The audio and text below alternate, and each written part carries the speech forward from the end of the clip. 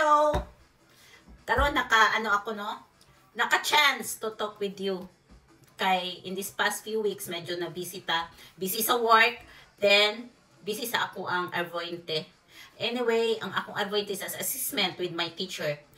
She went to my workplace sa Calvilotalo, then we have this discussion, then taga-antag grades, and thanks God, all went well. So, nahuman na ato ang medyo kakulba.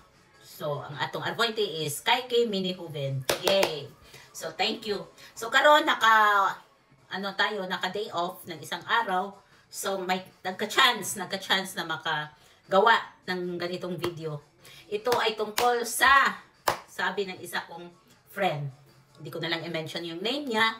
Pero, I hope na mapanood mo to para magkaroon ka ng idea. Ang sabi niya kasi dito, Mel, how to be you?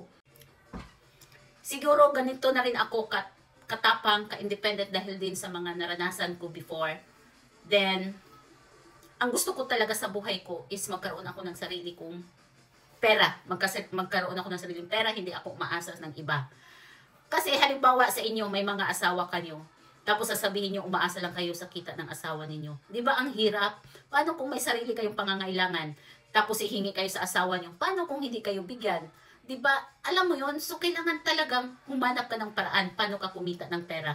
Kasi kung ano-ano man ang mangyari, hindi ka mapipilayan. Parang marunong ka nang tumayo sa sarili mong paa. Kasi sasabihin mo, kaya ko to kasi may ikakaya ako. O may ano ba yun, yung may pera ako, kaya ko buhayin ang anak ko, kaya ko buhayin ang sarili ko. Kaya, yan lang ang masasabi ko. Siguro ako naging strong ako kasi simula nung naranasan ko maging OFW. Naranasan ko kasi kung paano talaga paghirapan ang pera. Butot pawis, malayo sa pamilya, pangungulila sa pamilya. May mga times na yung mga problema na darating na hindi natin inaasahan, na wala tayong ibang sandigan kundi sa sarili lang natin kasi malayo ang pamilya natin, hindi nila tayo mayayakap tuwing gusto nating umiyak o umiiyak tayo dahil sa lungkot, sa mga basta. Pero dahil doon sa mga naging karanasan ko before, naging matatag ako.